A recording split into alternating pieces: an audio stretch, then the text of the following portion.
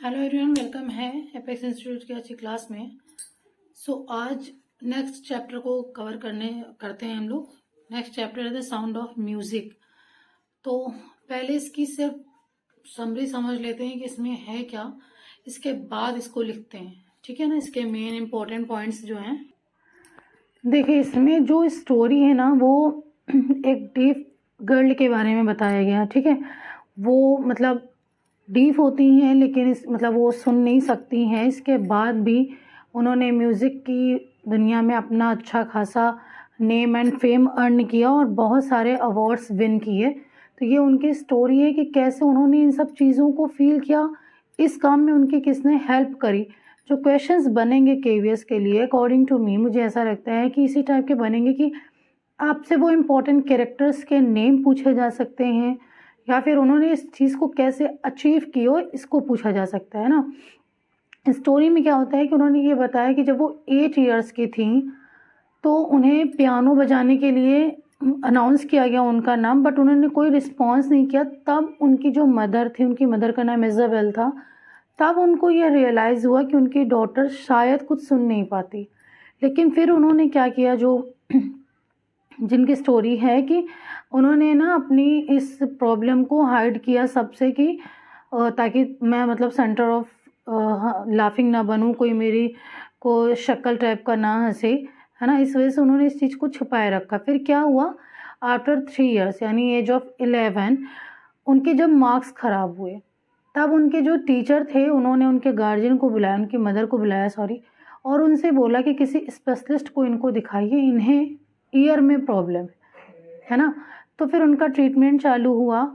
उसके बाद उन्होंने वो फील किया कि वो म्यूज़िक को फील कर पा रही हैं। समझ रहे हैं आप, वो म्यूज़िक को फील कर रही हैं, सुन नहीं पा रही हैं। फील कैसे करती हैं, वो जो बॉडी का ऊपर का पार्ट होता है उसको वो जब हाई वॉल्यूम में कोई चीज़ ड्रम में स्ट्रक होती है तो वो उसको उससे फील करती हैं। बॉडी का जो भी नीचे का पार्ट है वो लो वॉल्यूम को फील करती हैं उससे। ठीक है, तो ये ओवरऑल आप ये समझिए कि जिसके अंदर जिस चीज़ का गट्स होता है ना, वो क्वालिटी ऑटोमेटिकली उसके अंदर आ जाती हैं। ये जो चीज़ें बताई जा रही हैं ये डेबोरा कावले नाम के हैं, जिन्होंने उनका इंटरव्यू लिया था। और इस इंटरव्यू में उन्होंने ये कहा कि उन्होंने एक भी वर्ड को मिस नहीं किया समझने में। आप समझ रहे हैं ना कि वो डीफ थी, बहरी थी, सुनाई नहीं देता था। इसके बाद भी उन्होंने सिंगल वर्ड भी मिस नहीं किया। उन्होंने एक एक बात को सुना और समझा। ठीक है, तो चलिए पहले भाई कुछ राइटर के बारे में लिख लेते हैं। Deborah Kawale,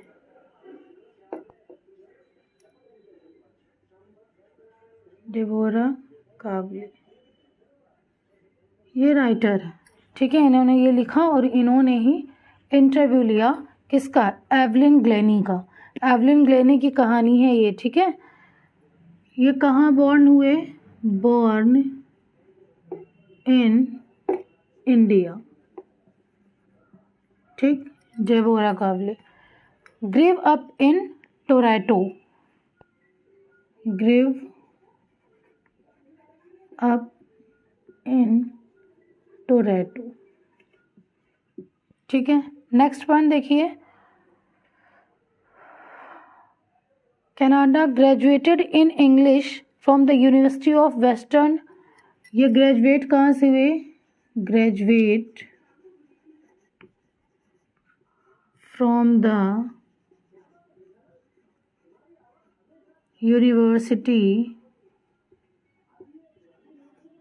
university of Western Ontario,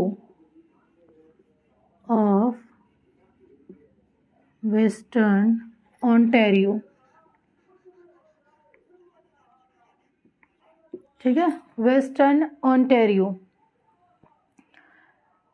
and Unitarian service and moved to Ottawa for a job.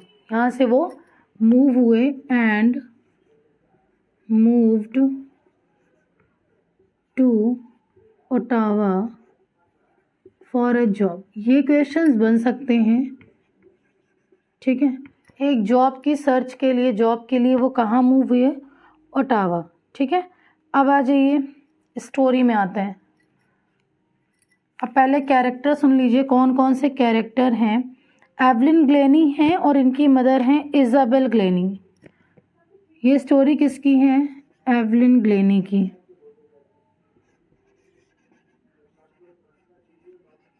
Evelyn Glenny.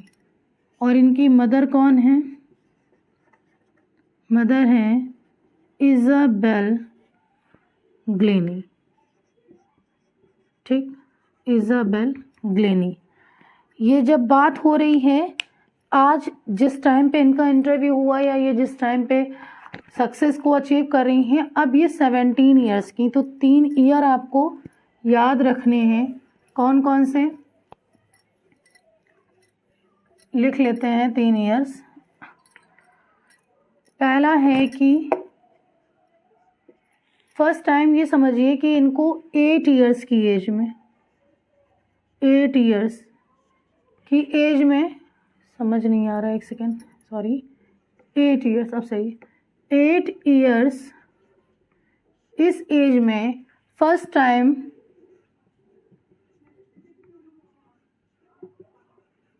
realized that she was unable to hear। सुनने में असमर्थता उनको कब फील हुई? At the age of 8। Confirmation कब हुई? एट द एज ऑफ 11, जब उनके मार्क्स कम हुए। 11 ईयर्स में क्या था? कन्फर्म्ड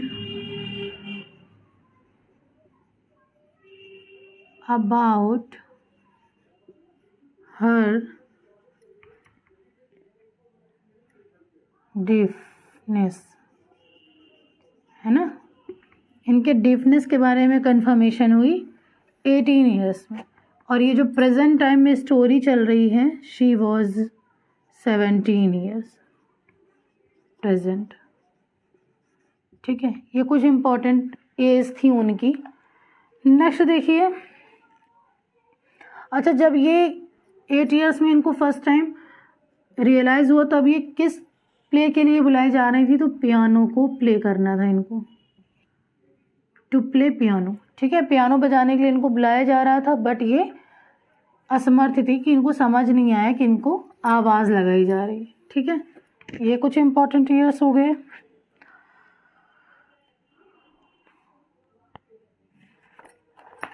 नेक्स्ट देखिए, वन डे इन्होंने क्या फील किया? One day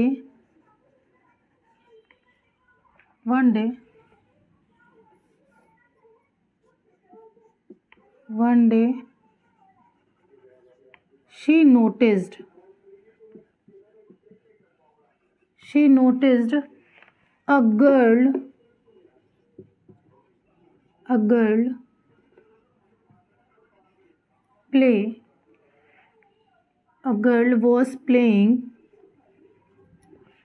was playing xylophone। ठीक हो, xylophone को प्ले कर रही थी एक लड़की। तब उन्होंने इस चीज़ को रियलाइज़ किया कि मैं म्यूज़िक को अपना वर्ड बनाऊंगी, मैं गिव अप नहीं करूंगी, मुझे म्यूज़िक सीखनी है। डिटर्मिनेशन देखिए, डीप होने के बाद भी म्यूज़िक जैसी चीज़ को सीखने की बात कह रही है, जो आई थिंक रिदम पे बेस्ड होता है कि भाई जब सुनाई देगा तभी आप उस पर एक्शन करोगे ना। तो वो उन्होंने कहा कि नहीं, मैं गिव अप नहीं करूँगी। ठीक है, अब एक नेम आएगा, बहुत इम्पॉर्टेंट कैरेक्टर है ये, इन्होंने ही इनको इतनी सक्सेस गेन कराई। ठीक है, नेम इज रॉन फॉरब्रेस।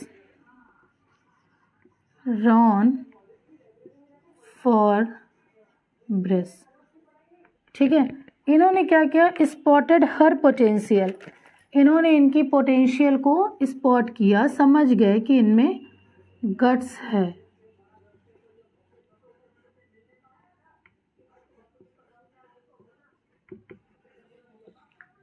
ठीक है, फिर क्या हुआ? Evelyn felt the higher drum from the waist up. अभी जो मैंने बताया आपको, एवलिन क्या कर रही थी? एवलिन से जब इन्होंने, जो रॉन फॉरब्रेस है ना, इन्होंने क्या किया? 2 ड्रम सामने रखे और एवलिन से बोला कि सुनने की कोशिश मत करना, तुमको फील करना है, you have to feel the music, तुम्हें उसको फील करना है कि कैसे वो वाइब्रेट हो रहा है और इसके वाइब्रेट से आप कैसे इसको फील कर पा रहे हो। ठीक है, तो उन्होंने क्या किया कि जब ड्रम बजाना स्टार्ट किया तो क्या हुआ, Evelyn felt the higher drum, Evelyn felt the higher drum, higher drum from the waist up, from the waist up, and lower drum from the waist down। ठीक है,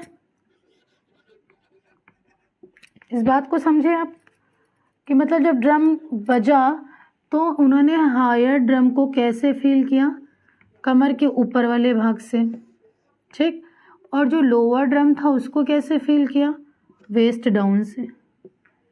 ये इम्पॉर्टेंट फैक्ट, ये आ सकता है एग्ज़ाम में, इसको ज़रूर याद रखिए। इसके बाद देखिए, By the time she was 16, she toured the United Kingdom with a youth orchestra। इसके बाद जब वो 16 ईयर्स की हुई, ध्यान रखिएगा एक एज रह गई, जब वो 16 ईयर्स की थी तब वो यूनाइटेड किंगडम गई एक यूथ ऑर्केस्ट्रा के साथ। ठीक है, by the team she was 16, she toured to United Kingdom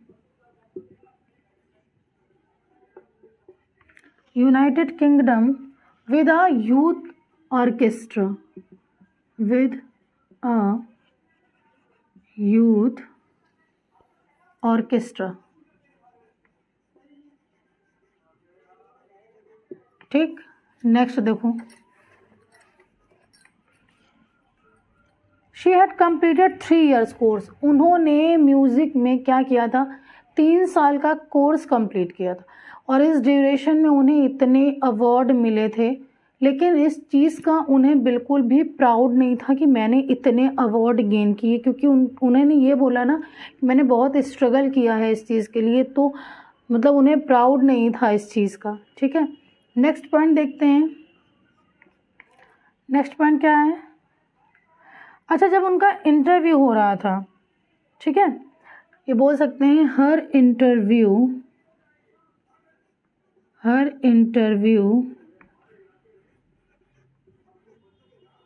was running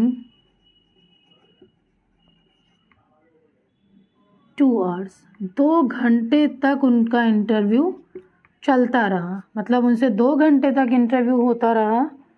ठीक है, लेकिन उन्होंने एक भी वर्ड मिस नहीं किया उस इंटरव्यू के ड्यूरेशन में।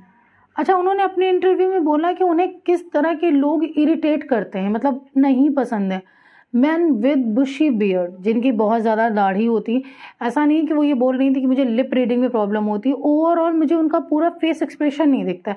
सब लोग बहुत गुस्सा होते हैं, तो जो ये बोन्स होती हैं ये भी हमें हमारे फीलिंग्स को, हमारे बात को एक्सप्रेस करने में हेल्प करती हैं। तो कह रही थी बुशी बियर्ड में ना मैं फेस रीड नहीं कर पाती, लिप्स रीडिंग तो छोड़ दीजिए, मैं फेस भी रीड नहीं कर पाती हूँ, तो मुझे ऐसे लोग थोड़ा इरिटेट करते हैं। क्या होता है, man with bushy beards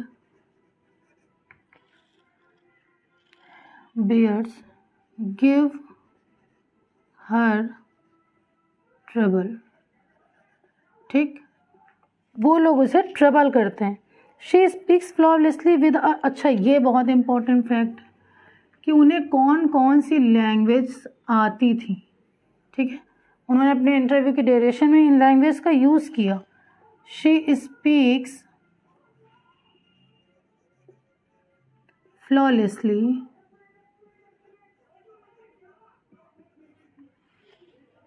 flawlessly with a Scottish lid.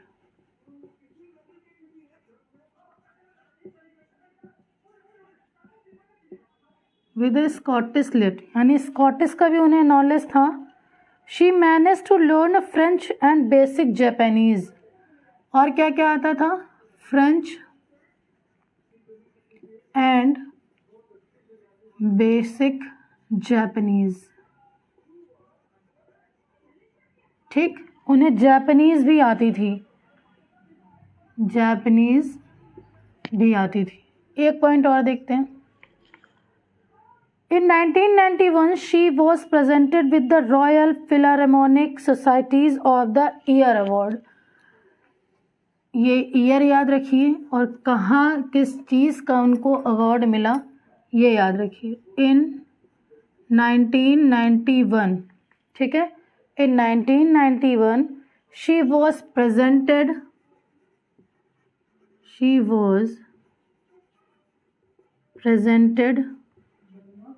with the Royal Philharmonic Societies. Royal Philharmonic Societies year award है ना, ऑफ द ईयर अवार्ड. ठीक, यानी रॉयल फिलहार्मोनिक सोसाइटी में इन्हें ईयर अवार्ड दिया जाना था. ठीक है. एक परक्यूशनिस्ट थे. परक्यूशनिस्ट क्या होते हैं? जो ये जितने वाद्य यंत्र होते हैं जो बजाते हैं उन्हें परक्यूशनिस्ट कहते हैं. उन्होंने इनके स्ट्रगल के लिए एक स्पीच भी दिया, मतलब एक कोटेशन भी बोला. It's very important quotation. ये कोटेशन आ सकती है किसने किसको कहा. ठीक है. जेम्स ब्लेड्स का स्टेटमेंट था. क्या स्टेटमेंट था भाई? God may have taken her hearing. God may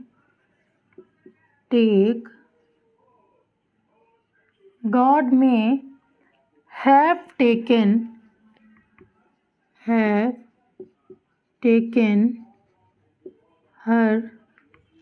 hearing. सुनने की क्षमता को ईश्वर ने उनसे छीन लिया, एवलिन से. ठीक है. But he has given her back. But he has given her back something extraordinary.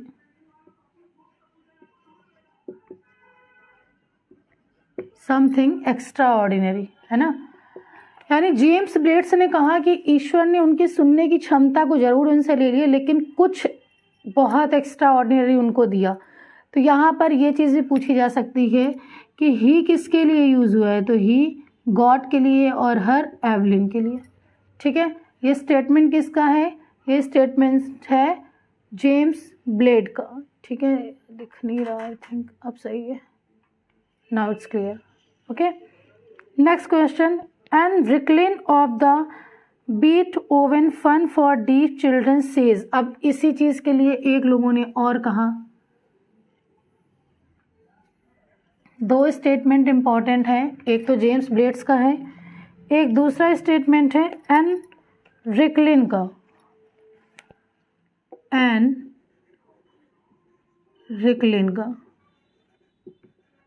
इनका स्टेटमेंट क्या है? इन्होंने कहा she is a shining inspiration for deaf children. She is a shiny inspiration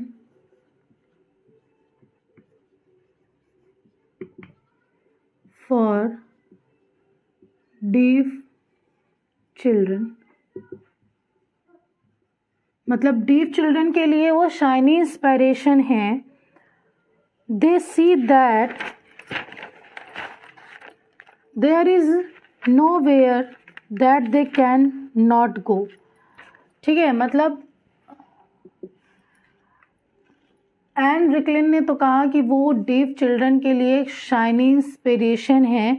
कोई ऐसी चीज़ नहीं है जो डीफ हो, डम हो, हैंडीकैप हो, कोई भी हो, अगर कोई ठान ले तो हम उसको अचीव कर सकते हैं। This is the theme of the story. कोई भी ऐसा इम्पॉर्टेंट फैक्ट नहीं है बचा है जो मैंने इसमें छोड़ दिया हो। मैंने सारा फैक्ट करा दिया है इससे, है ना। अगर आप सिर्फ वन लाइनर ही तैयार कर लो तो आई थिंक आपका एग्ज़ाम के हिसाब से काफ़ी तैयारी हो जाएगी। Please like this video if you like this also, and do like, subscribe and share. Thank you for watching this video. Have a nice day.